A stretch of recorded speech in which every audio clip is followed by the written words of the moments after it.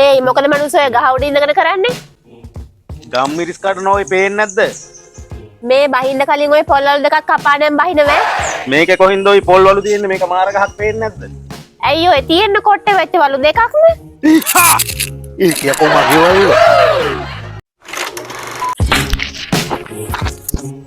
ඒ මේ එනවකෝ ඒ යල්ලපු ගෙදර වලියක් යනවා එනවකෝ ඉක්මනට.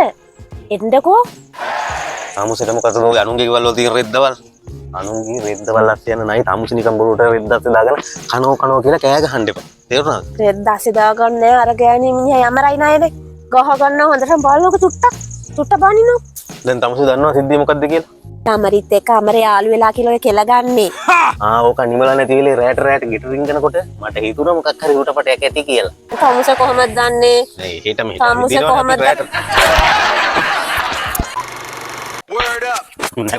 මේ අර මගේ යාළුවා එහෙම කොළඹ ගියාලු මේ රෙදි ගණ්ඩයි පත්තරම් බඩු බලන්න ගියාලු කඩේකට ගණන් ආහාර මේ කියලා ගෙනාවලු මොකද්ද බ්‍රේස්ලට් එක පම්පෝරිය මෙහෙම කර මට ඉතින් කියනවා පෙන්න අනේ මම දැන් කිව්වා ආයිති වොෂින් මැෂින් එකක් ගේන්න යනවලු බඩු ගණන් අඩුයිලු ඉඩම් බැලුවලු ගිහිලා පොල්වතුළු තේවතුළු ඔයාලට නම් ගන්න විදියක් නැහැ නේදත් කිව්වා මං ඉතින් මං අපිට ඉතින් සල්ලි නැහැනේ ඔයාලට වගේ අනුන්ගේ ඌව රෙද්දවල් කොහෙන් හරි හොයාගෙන එනවා ගෙදර වැඩක් කරන්න වැඩකුත් නැහැ නේද වැඩක් නැහැ නේ එහෙම නෙවෙයි ඉතින් අර නිකන් එයාලට තියෙන නිකන් අපිට තියෙන ඔයාලට නෑනේ වගේ තමයි කියාවේ දැන් අපි වැඩට ගිහපුවාම මොකද කරන්නේ වැඩට ගියපුවාම ඉතින් අනුන්ගේ ඌව තමයි හොයන්නේ නේ එහෙමත් නෑ හොයනවනේ ඉතින් හොයලා තියෙන්නේ ඔයාලා නෙමෙයි යවුවා ඉතින් අර මේ ඉතින් කතා වෙනකොට ඉතින් කොහොම හරි හොයලානේ තියෙන්නේ දැන් ඕක ඒක නෙමෙයි ඉතින් ඒ මිනිස්සු ඉතින් අරගෙනනේ බඩු මුට්ටු අරගෙන ගමන් බිමන් ගිහින් ඇටි පිළියන. හරි ඉතින් අපි ගිහින් ඔය මොන හරි තියෙන විදිහට ටිකක් මොන හරි අරන් එමු.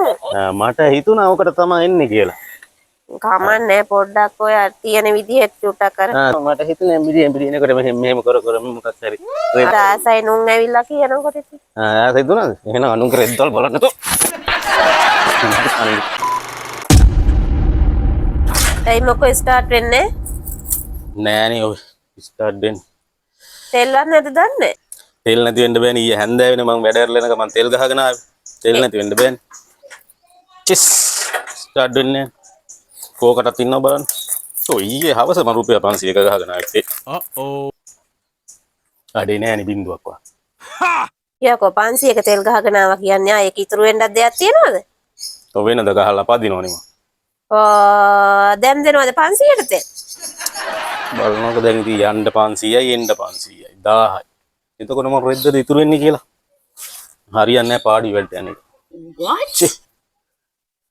වැඩට ගිහපම දැන් යන්න 500යි. එන්න 500යි. එතකොට තේ එකක් බීපුවාම වැඩට ගියේ නෑ වගේ. මොනවද ඉතුරු වෙන්නේ? ඊට වන්දා ගෙදෙට්ට වෙලා ඉන්නේ. ඒක ලාභ. එතකොට පාඩි එවනවා දැන් පොතට.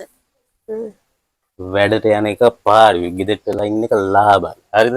අර අස්සසම් ෆෝම් එක ගෙනන් පුරවලා දීපුවාම මොනවද නැහැ. 15000යි 20000යි. හරිද? මේකේ තෙල් ගහගෙන යන්නයි එන්න මොන විකාරද බං ගෙවල් වලට වෙලා හිටපල්ලා.